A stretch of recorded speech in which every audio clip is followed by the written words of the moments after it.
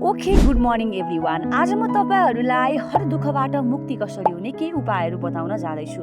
हामीले के बुझ्नुपर्छ भने जीवनको समय चक्र अनुसार कहिले सुख आउँछ, कहिले दुःख आउँछ, तर दुःखबाट पनि धेरै दुःखबाट मुक्ति हुने पनि एउटा उपाय छ हैन। जस्तो हामीले के बुझ्नुपर्छ भने साथीहरू हैन, शब्दमा धेरै नै शक्ति हुन्छ, शब्दमा पनि इनर्जी हुन्छ हैन, अनि फ्रिक्वेन्सी हुन्छ, भाइब्रेसन हुन्छ। अनि हामी हरेक दिन नराम्रो शब्दहरू धेरै बोल्छौँ भने त्यो शब्दहरू चाहिँ हाम्रो सबकन्सियस माइन्डमा गएर बस्छ, त्यहाँबाट सोच उत्पन्न हुन्छ, सोचबाट विचार भावनाहरू उत्पन्न हुन्छ, विचार भावनाबाट हामी काम गर्छौँ, काम गरेपछि नतिजा आउँछ, त्यही नतिजाले हामी दुःख दिइरहेको हुन्छ।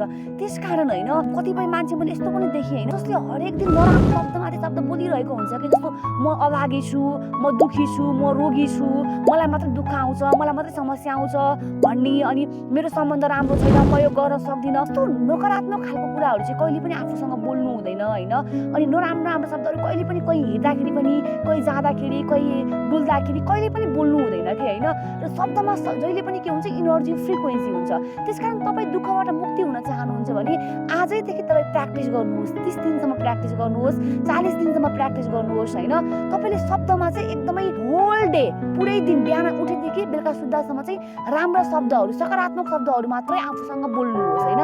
जस्तो भन्नुहोस्, म सकारात्मक छु, म अनुशासित छु, म भाग्यशाली छु, मेरो सम्बन्ध सबैसँग राम्रो छ, म खुसी छु, म खुसीले भरिएको व्यक्ति हुँ, मलाई भाग्यले साथ दिँदैछ, म राम्रो गर्दैछु, लाइफमा राम्रो हुनेवाला छ, म बेस्ट डिजर्भ गर्छु, मलाई सबै चिज राम्रो हुँदैछ, म राम्रो गर्न सक्छु, म स्वस्थ छु, म असल मानिस छु, म राम्रो छु।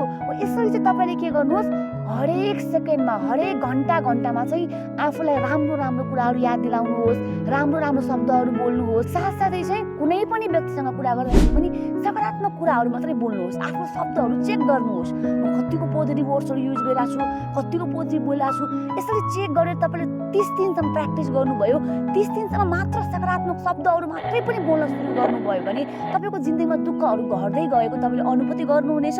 यदि तपाईँलाई यस्तो लाग्दैन भने एक्चुअली प्र्याक्टिकल्ली हेर्नुहोस्, तपाईँको लाइफमा धेरै कुराहरू ड्रास्टिकल्ली चेन्ज हुनेछ। त्यसकारण चाहिँ शब्दमा शक्ति हुन्छ। आजैदेखि यो कुरालाई लागू गर्न सुरु गर्नुहोस्। Have a great day. Thank you.